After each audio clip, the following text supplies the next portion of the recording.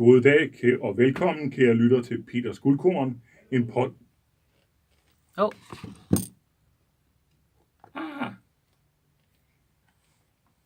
God dag og velkommen, kære lytter til Peters Guldkorn, en podcast om guld og investeringer.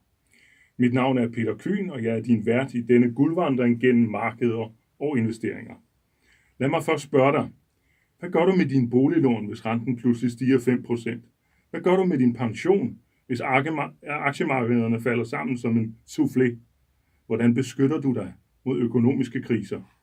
Hvad kan afbøde krisens effekter for dig i din økonomi? Svar på disse spørgsmål får du lidt senere her i Peters Guldkorn. Endnu en gang velkommen til Peters Guldkorn, en podcast om guld og investeringer. Mit navn er Peter Kühn. Puha, sikken en måned vi har haft, hvis vi der investerer i fysisk investeringsguld. Målt i danske kroner er prisen på guld i løbet af den sidste måned faldet med hele 75 kroner for en troy ounce og kommet ned under de 8.000. Og ser man på toppunktet i løbet af den sidste måned, så ligger guld 110 kroner under. Lad mig lige oplyse, at en troy ounce, det er det traditionelle mål for guld, også for sølv, det er 31,1 gram. Ser man på prisen i amerikanske dollars, så ser det ikke så slemt ud. Men guldprisen er alligevel faldet stødt de sidste 3 uger, så den ligger nu på lidt over $1.300 for en troy ounce. Vi, der investerer i fysisk guld, har med andre ord brug for noget opmuntring, og det er lige præcis, hvad jeg har bragt med til dig i dag.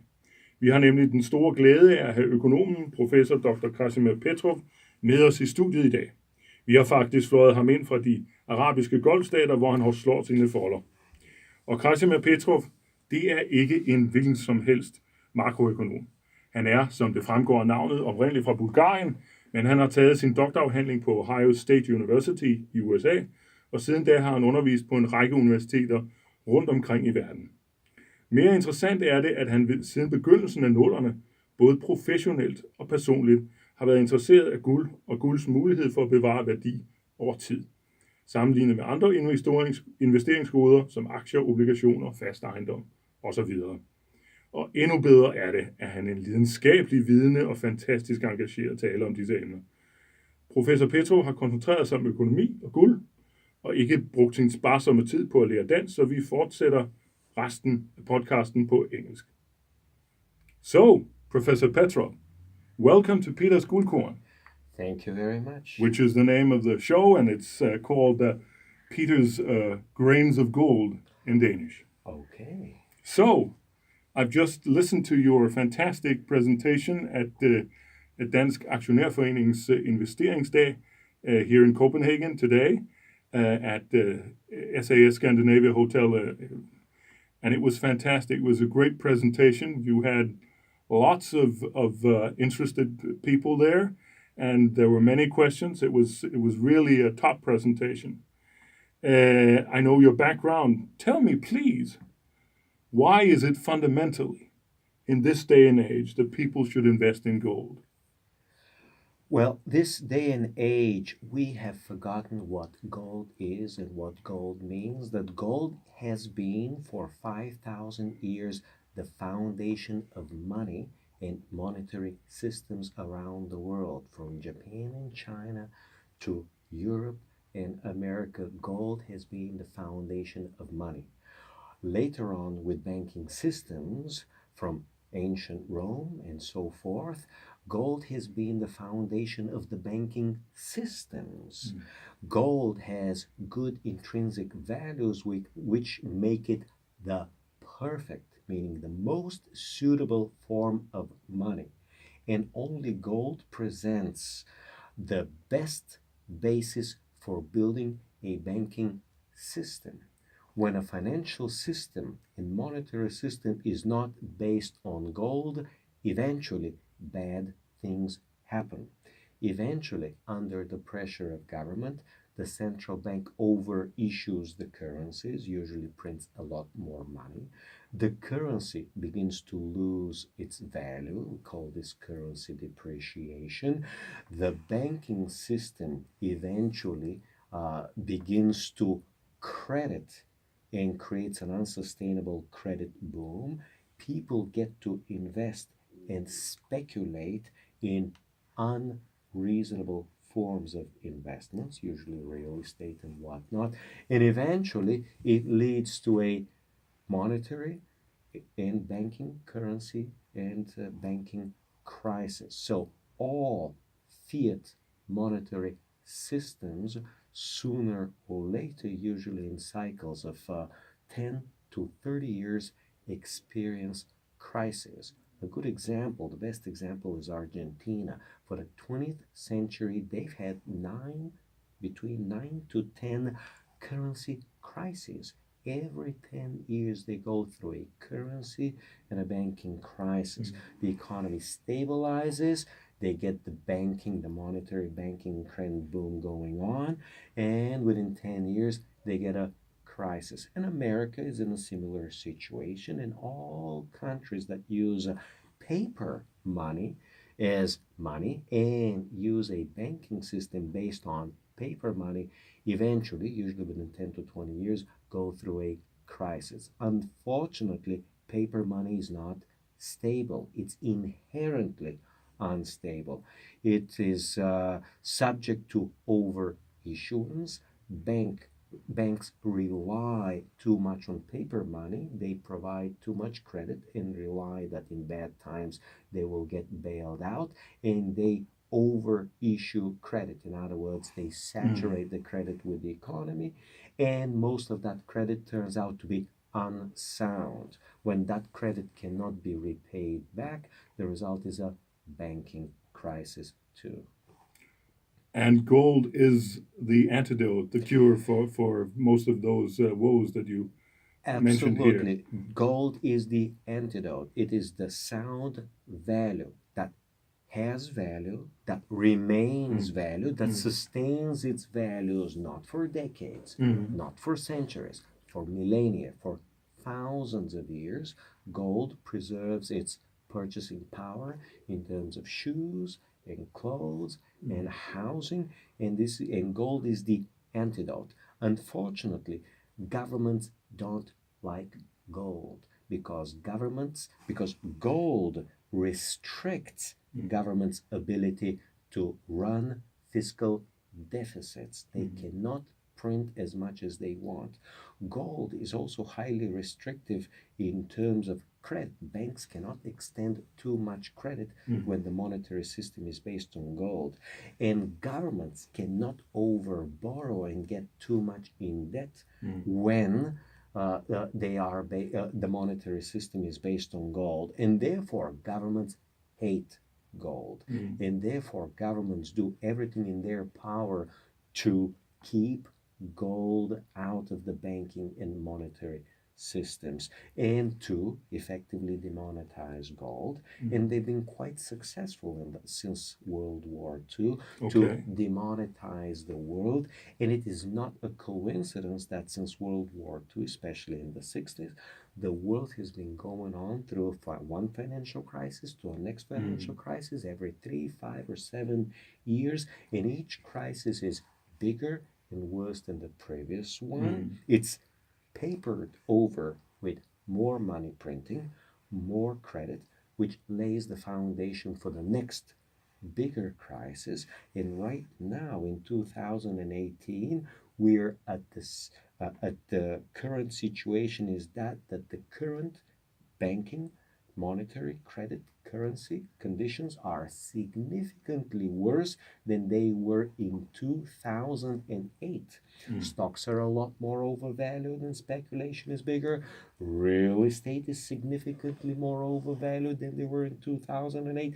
Banks a lot bigger and better, meaning a lot bigger with too much bad credit.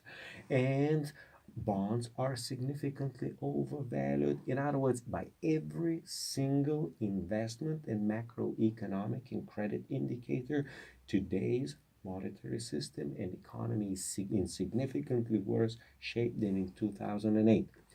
The reason is that governments did not make all the corrective actions that were needed to fix the fundamental problems in a fundamental way at the root cause, but instead all they did was give more credit, print more money. We call this, they papered over Mhm. the problems with more paper, okay? And the result is now the situation is a lot worse than it was 10 years ago. Mhm. And when the next crisis comes and we have too many indicators to see that the crisis is coming soon, maybe within 3, 6, 9, or 12 months, it will be a lot worse than it was 10 years ago. Mhm. And 10 years ago was a lot worse than the crisis before that in 2000, 2001 with the dot-com bubble, which was a lot worse than the 97, 98 Asian financial crisis, Mhm.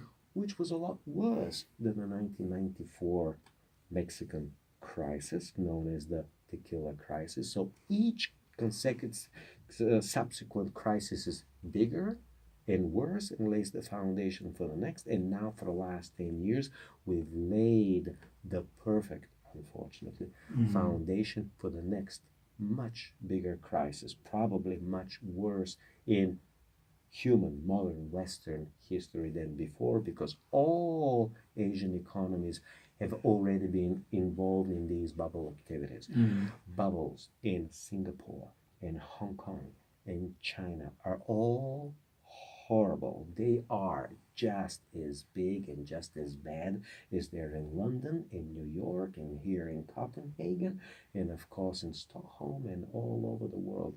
Now we're living through a global financial bubble, global stock market bubble, global Mhm. real estate bubble, global bond market bubble. There are no areas in the world that are so to speak bubble free anymore. Not true. True. Commodities Yeah. are still bubble free in the Yeah. sense you don't hear very many people investing in palladium. Not at Mm. all. You don't read anybody investing in uranium. Certainly not. There is not much or any speculation in rice. Rice is not really expensive. In other Mm. words, there is not much speculative fervor and activity going on in commodities, Mm. not much or at all in gold and silver. These have not been yet part of the global financial bubble, and therefore they are significantly undervalued. And therefore, commodities in general, and gold and silver in particular, provide a significantly better protection in coming years for the coming crisis. Mm. Speaking about value, you mentioned at your presentation that you like to compare the price of gold with the stock prices. Correct. Gold to Dow, you mentioned Yes, Dow Jones Index. yes, we call it, it is well known and said is to be the Dow Gold ratio. So if Yeah. anybody writes on the internet Dow/gold ratio or Dow-gold ratio, there are thousands of articles about it. Dow Jones is an indicator of the stock market, and the stock market is a good proxy for all financial instruments, all paper assets. Gold, on the other hand, is a proxy for real assets, for commodities. And therefore, Dow represents the financial sphere, Mm. gold represents the real sphere. And right now, we have a huge disproportion where the financial sector, all financial assets are grossly overvalued, Mm. and real assets like rice and copper and zinc and oil and gold are relatively cheap. On average, historically, 5 to 10 times cheaper. There is no speculative fervor. They are Mm. relatively undervalued. For stocks and bonds, we say they're relatively overvalued. Now, because bonds are relatively overvalued means that the interest rates are artificially low. Mm. Now you can get an extraordinarily dirt cheap mortgage like you never can get before. A 2, 3, 4%. You can borrow money to buy real estate. So this overvaluation of bonds resulting in dirt low dirt cheap mortgages Mortgages. has resulted in turn has spilled over into real estate, has resulted in a global real estate bubble, and real estate is now, I've been calculating in my home country, Bulgaria. We just calculated in Estonia and in Finland. We also calculated here.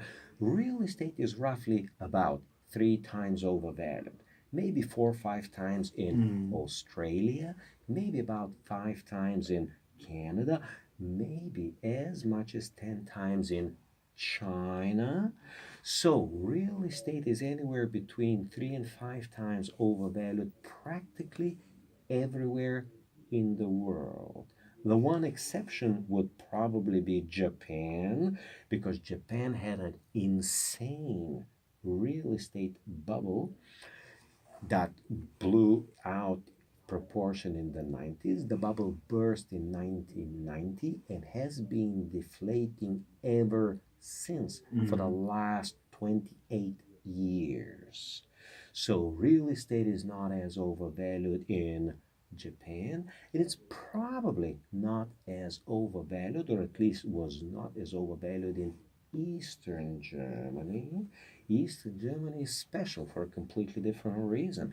During the unification, Eastern Germany blew at a time in the expectation of unification one of the greatest real estate bubbles ever known, because the expectation is that when they enter Germany, get unified, their real estate will be as high as Western Germany's real estate. And of course, it didn't turn out that way, just like Bulgaria's real estate, in the expectation that we're going to join the European Union, was blown out 2, 3, 4, 5 times out of proportion. Because if we enter Europe, our prices in Sofia will be just the same as in Berlin, Rome, and Paris. But that didn't happen either. And I explained to people, hey, Ohio, where I got my PhD from, has been in America for 150 years. But real estate prices in Ohio for the last 150 years are 3 times lower than New York. And nobody in their right mind would expect that Ohio prices in Columbus, Ohio, will reach New York levels. Why do you expect Bulgarian Sofia prices to reach Paris levels? Why would you expect Eastern German real estate prices to live Western German standards? But that's a different topic for another time. The point is, currently 95% of the world is engulfed in an insane real estate bubble. And gold could set you free from that. So In a the sense. thing is not to go out and get another mortgage and buy gold for that. No. If you want to protect yourself financially, you sell your property and buy gold. You sell one of your 2 or 3 properties, or 2 out of 3 properties, and convert it all into, or most of it into gold. Yes, that's if you want to be. Again, we're discussing what is the global financial situation, and then now you're switching to a completely different topic. If I'm an individual, how to protect myself? That's a very big topic if you want to discuss. For the individual, the good protection will be 20, 30, even up to 50% of their personal wealth to be stored, stashed somewhere in gold and silver, away from the financial system. Now, what will be a very good, proper portfolio for an investor? Now, the old Jewish rule, which is still very decent, is you put 1/3 in cash, you put 1/3 in real estate, and you put 1/3 in gold. Now, I do believe, and I've studied a lot, it's a little better, or a lot better, to divide it into quarters. You put 1/4 in gold, 1/4 in real estate, 1/4 in cash and bonds, and 1/4 in stocks. This will be the uniform, balanced portfolio. If you believe that stocks are relatively undervalued, you raise your 25% to 35%. Okay. If you believe that stocks are somewhat overvalued, you lower the 25% down to 20 or 15 and you raise your gold. In other words, you keep a relatively balanced portfolio, and what you believe is somewhat overvalued, you reduce the percentage from 25 to 20 or 15, and those that are undervalued, you raise a little bit to 30, 35%, but you still maintain a relatively balanced portfolio, and you keep rebalancing. If, let's say, you invested in stocks, your stocks went up, you'll take money out of the stocks, put it in gold. I was explaining today the opposite situation. If gold goes up, up, up, and up, you take some money out of the gold and put it back into stocks if stocks went down. Or you'll put it in real estate if real estate went down. So what I was explaining a little bit with real estate somewhat overvalued, you may want to reduce from 25% your portfolio in real estate, lower it down to 20 and put those 5% in gold. Again, you believe, or if you're afraid a little bit of the stock market, don't keep 25%, reduce it down to 20% and add another extra 5% into gold. So in the current environment where I believe stocks are relatively overvalued and bonds are relatively overvalued and real estate is relatively overvalued, I'd balance the portfolio more to raise the gold share up to 50% and reduce the others to roughly about 15 or so. Okay. And also in these riskier times, maybe an investor could increase a little bit of cash. Why not? So you can keep still 30 or 40% in gold, and you can increase your cash position to 25, 30% too. To be on the safe side, to sleep better, not to worry that the stock market crashes. Or if the stock market crashes, you're invested at 20% and the stock market crash wipes out half of that, your gold will more than compensate for it. But it's better. You have the cash on the side to buy more stocks if the stock market crashes. Now, if real estate crashes, you'll have the cash to buy more. In other words, in a balanced portfolio with gold, no matter what goes down, you got a good move. No matter what goes up, you got a good move. In other words, no matter what goes down, you can buy a little more of it to stay balanced. No matter what goes up, you can sell some of it and buy something that's become relatively undervalued. Yeah, fascinating. So, where are we right now in this situation? You mentioned that. You have to clarify, where are we with what? You mean with Donald Trump? America is already great No, again. He made America great again. That's fantastic. But I was thinking of the cyclical moves and yeah. Of what? Of the stocks, for Okay. example. Okay. Yeah. Stocks, since 2009-10, they've bottomed out. They're already 100% up. They've gone high. Stocks are slightly more overvalued than they were in 2008. And before they crashed. Stocks are now slightly more overvalued than in 1999 before they crashed. Stocks are just about or slightly more overvalued than in 1929. So stocks right now are more overvalued than at any time in modern history, the last 200 years. And I have a lot of charts and graphs to show for those who want to see a little bit more. I had a presentation called It's Worse Than 2008, where I provide all the charts and the data and everything else. But stocks are significantly overvalued. Yes, they may go for another 3 months or 6 months or 9 months up. You cannot possibly predict the peak, but they're so overvalued that's keeping more than 10 or 15 or 20% of your portfolio in stocks is way too risky. They're way too expensive. The returns of stocks are too small, the dividend yields are too small. It is just not worth the risk. Now, if you invested after the crash of 2008 and 2009, stock market crashed 50, 60%, that would have been the right time to buy, not now. Now, stocks are very late in the cycle where they're too overvalued and too risky and not worth the risk and not providing the returns. We are very similarly in the bond cycle. Bonds market has been going up for close to 30 years. Well, sorry, 35 years. Bonds yields peaked in 1980 to 1982, depending on whether we talk about short-term or long-term bonds. So from 82 until 2017, that has been roughly about 35 years.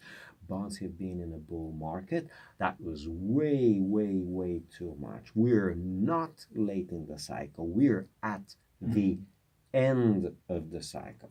Investing in bonds is practically suicidal at this point in time.